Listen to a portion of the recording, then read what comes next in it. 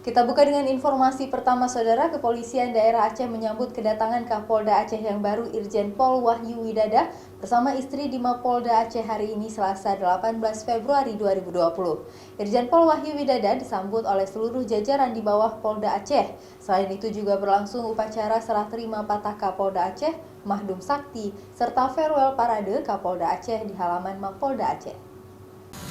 Kedatangan Kapolda Aceh yang baru, Irjen Pol Wahyu Widada di Mapolda Aceh disambut oleh seluruh jajaran Polda Aceh, mulai dari perwira hingga seluruh jajaran personil Polda Aceh.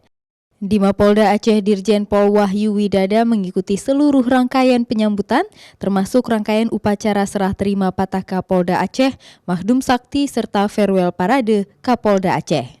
Kepada awak media, Irjen Pol Wahyu Widada menyampaikan akan menjalankan estafet kepemimpinan sebelumnya untuk memimpin Polda Aceh ke depan.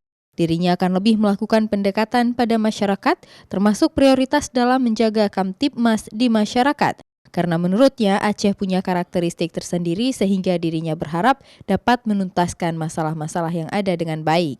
Insya Allah kita akan melanjutkan hal-hal yang baik yang telah dilakukan oleh beliau, dan kalau pun ada hal yang masih perlu kita perbaiki nanti akan kita benahi. Kita tidak bisa keluar dari apa yang terjadi dalam masyarakat.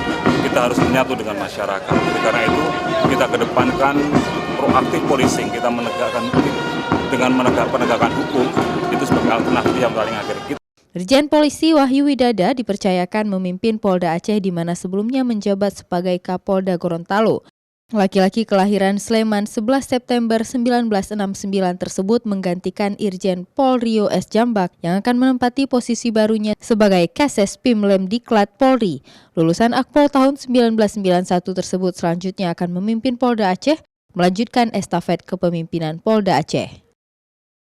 Mustajab, Kompas TV, Banda Aceh.